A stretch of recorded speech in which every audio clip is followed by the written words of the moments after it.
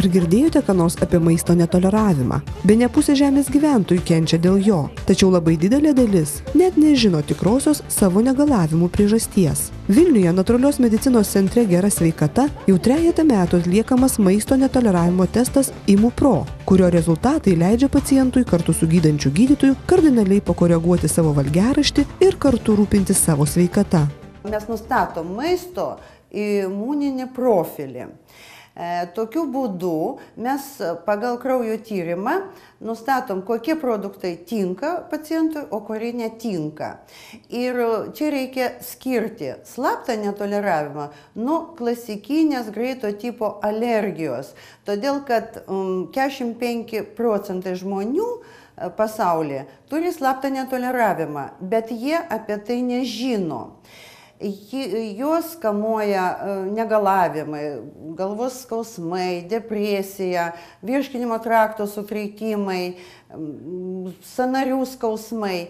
Ir jie nesupranta, kad dažnai priežastim būna tas netoleruojamas produktas. Pavyzdžiui, jeigu šiandien žmogus suvalgo kažkokį tai produktą, jam atrodo, kad jis yra sveikas, tinkamas, tai tas slaptas netoleravimas pasireiškia tik tai po 8-72 valandų. Ir jau tas žmogus niekada nepagalvoja apie tai, kad jis suvalgo netinkamą jam produktą. Klasikinė maisto alergija žmonės serga kur kas rečiau. Tokių pacientų pasaulyje yra tik keletas procentų, teigia gydytoja. Ir ši alergija pasireiškia tuoj pat pavartojus netinkamą maistą. Todėl taip svarbu, nerandant negalavimo priežasties, pasidaryti IMUPRO tyrimą.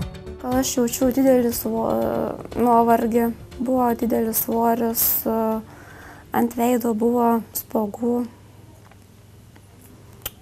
Paskui ryte atsibusdavau ir būdavo tokia mieguista dar viso, o šiuo metu sveikata pagerėjo, savijauta po miego.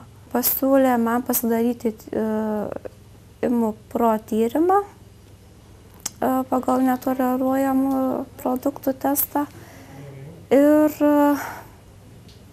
sužinoti, ką aš netoleruoju.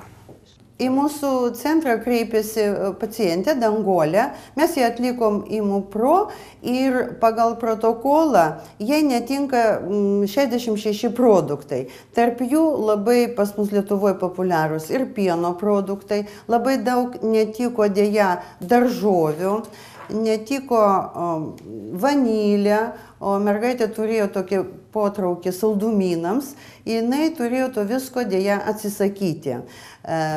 Pagal mitybos planą jinai turi maitintis iki metų, o kas 3 mėnesiai jinai yra sekama, jinai pas mus atvažiuoja ir mes koreguojam tą planą.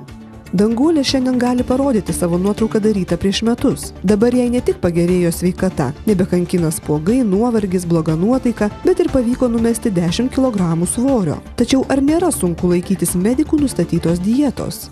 Anksčiau aš dažniausiai valgydavau bulvių, o dabar pasirodo, kad aš negaliu. Braškių taip pat, kuriuos aš labai mėgdavau vasarą valgyti. Paskui bananai taip pat. Iš pradžių buvo gan mažas pasirinkimas, ką aš galėdavau valgyti. Dabar esu numetus 10 kg, gal net su trupučiu. Pagerėjo savijauta, išnyko nuovargis, galiu lakstyti, bėgioti, energingas, dingo nuo veido spuogai. Nežinomos kilmės viduriavimas, pilvo pūtimas, skausmas, vidurių iškietėjimas, sunkumo jausmas pavalgius. Daugelį žmonių šie negalavimai vargina metų metus, o įprasti vaistai jiems nepadeda. Tokiu atveju vertėtų pasitikrinti, ar jūs teisingai maitinatės.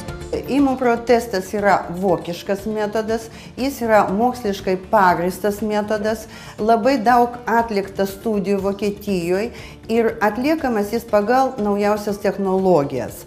Mes dalį darbų atliekam mūsų laboratorijoje čia centre Vilniuje, o po to duomenis siunčiam į Vokietiją, iš ten mes gaunam atsakymą ir pagal tą atsakymą sudarom pacientui mitybos planą.